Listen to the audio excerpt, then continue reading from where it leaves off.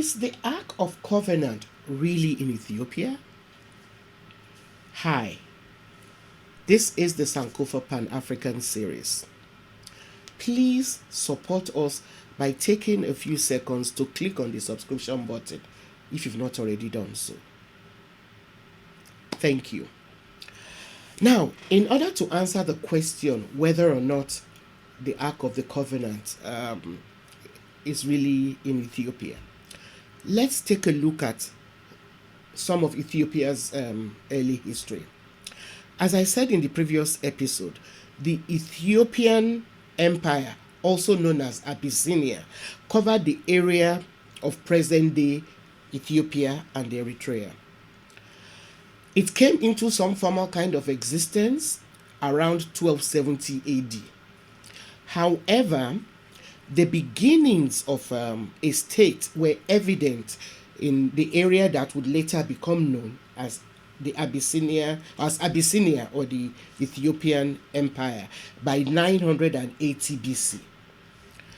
Now, this also serves as its 980 BC serves as its legendary date of establishment, although the date may have more to do with a dynastic lineage than the actual establishment of the state.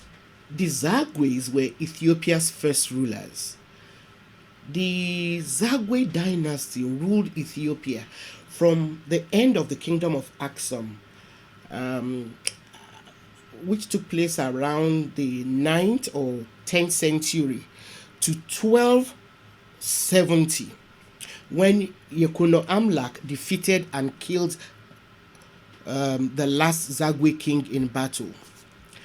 The name of the dynasty is from a Ge'ez phrase, Ze Agal. I'm apologizing. Let me apologize because I'm not sure I'm pronouncing those words right. Anyway, the name of the dynasty is from a Ge'ez phrase, Ze Agal. It refers to the Agal people.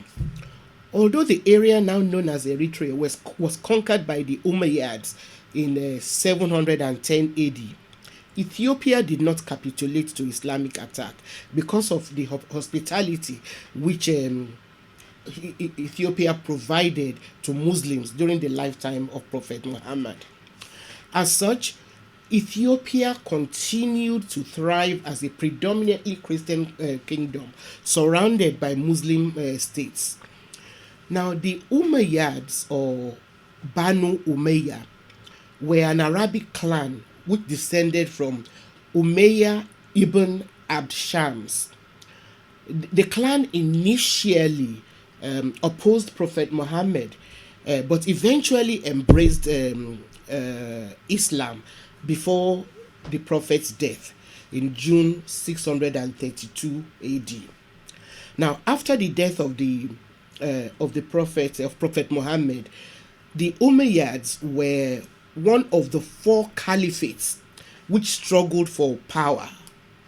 The Umayyads succeeded in establishing the first dynasty to rule the caliphate after the death of Prophet Muhammad.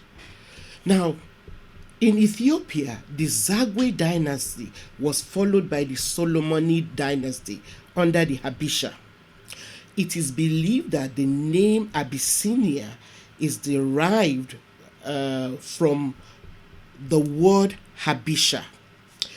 Ethiopia is the home of the oldest churches in the world. And the introduction of Christianity in Ethiopia in the 4th century AD resulted in the building of churches such as St. Mary of Zion, which was built in the Gondarian period during the 17th century AD. Now, the Ark of the Covenant is believed by Ethiopians to be preserved in the ancient city of Aksum. So, how and why might the Ark of Covenant have ended up in Ethiopia? Well, according to the Kebra Nagast, Glory of Kings, which I mentioned in the episode that I did on the relationship between the Queen of Sheba and King Solomon of Israel, At some point in his life, Menelik the First, who was the product of the Queen of Sheba and King Solomon's relationship, went to visit his father. Now, on his way back, he was accompanied by the firstborn sons of some Israelite nobles who secretly brought back the ark with them to Ethiopia. And I'm sure if you're familiar with the Bible, you know that the ark in the Bible is said to have very, very terrible powers. People who so much as touched it died instantly. So when Menelik the First realized that his companions had brought the ark without coming to any harm, he concluded that God must have ordained that he should be the keeper of the ark. Now, as a close study of the Bible will also show, Ethiopia is mentioned several times, which made it a symbol of pride and dignity for Africans during slavery.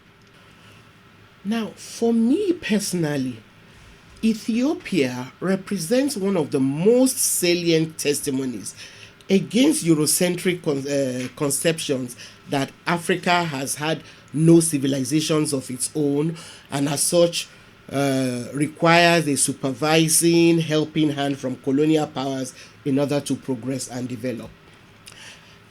Like other major indigenous African civilizations, Ethiopia was a successful nation state which predates many European states. In the next episode, we will look at the relationship between Ethiopia and the Rastafarian movement, which started in the Caribbean.